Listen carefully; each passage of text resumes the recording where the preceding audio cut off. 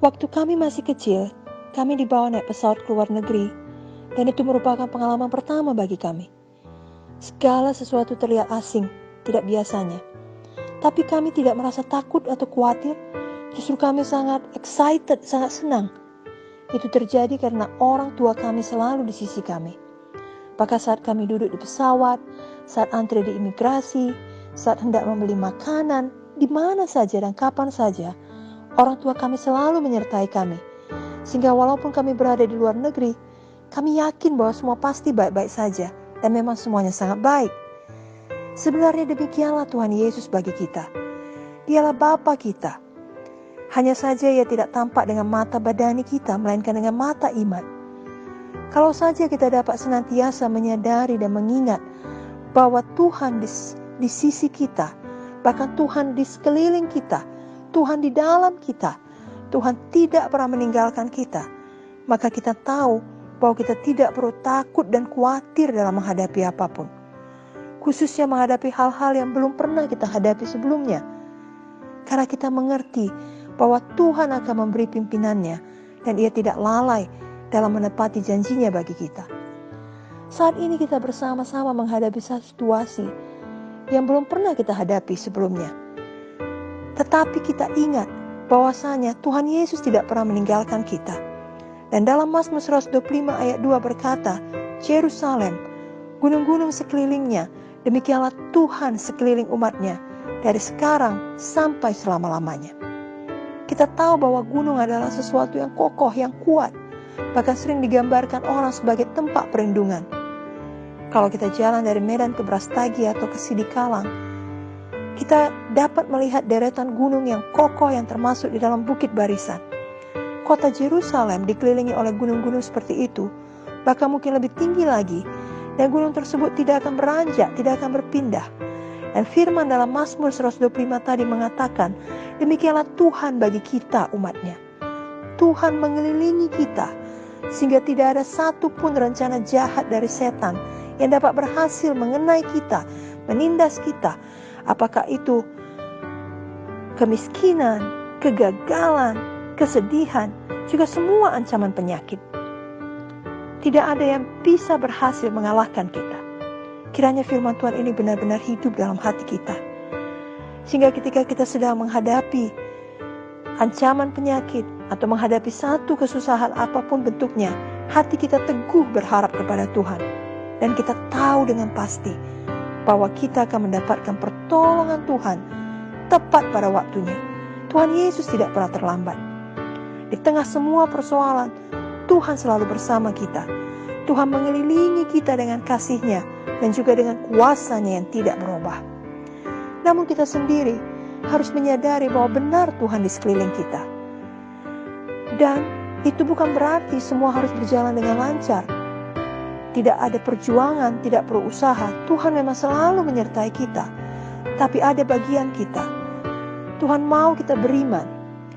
Itu berarti ada perjuangan, ada ketekunan, ada tindakan iman. Tuhan mau kita juga bertumbuh menjadi dewasa rohani melalui pengalaman-pengalaman yang baru setiap harinya. Sama seperti orang tua kami yang menyertai kami pada saat kami keluar negeri pertama kali.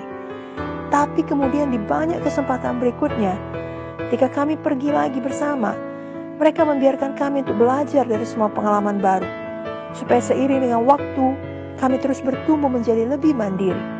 Demikian juga kita saat menghadapi kesusahan, ancaman, serangan penyakit. Jangan takut, jangan heran, jangan kecewa. Walau kelihatannya kita sendirian, tapi sebenarnya kita tidak pernah sendirian. Tuhan Yesus selalu ada bersama kita, mengelilingi kita, memberikan kekuatannya kepada kita. Sebabnya, mari kita tetap maju dengan iman. Mari kita tetap tekun, tetap teguh, tetap yakin kepada firman-Nya. Memang sangat nyaman bila kita sebagai anak Tuhan tidak usah mengalami semua kesusahan, ancaman penyakit, tekanan penyakit. Akan sangat nyaman bila kita dapat beroleh semua jawaban dengan cepat, dengan instan. Kita segera dibebaskan dari masalah penyakit kita, begitu saja. Semua kita mau kalau doa kita langsung dijawab Tuhan. Misalnya kalau kita meminta kesembuhan atau meminta bisnis kita lancar, atau sekedar meminta jangan kena lampu merah sepanjang perjalanan ke kantor, jangan kena macet sehingga tidak terlambat. Tentunya perasaan kita akan sangat senang, sangat puas kalau kita melihat jawaban dari doa-doa tersebut langsung datang. Namun tidak selalu, tidak selamanya terjadi demikian. Kelihatannya seiring dengan pertumbuhan rohani kita, kadangkala doa atau permohonan kita tidak langsung segera dijawab. Marilah kita belajar untuk mengerti akan waktu Tuhan dan mengerti bahwa kita semua harus bertumbuh dari anak-anak rohani menjadi lebih dewasa rohani. Sesungguhnya doa kita yang seturut firman semuanya pasti dijawab Tuhan. Tidak pernah tidak dijawab Tuhan. Tapi bukan pada waktu yang kita inginkan, melainkan pada waktu yang terbaik bagi kita sesuai dengan kehendak Tuhan. Itu sebabnya bagian kita jangan pernah menyerah, jangan pernah putus asa.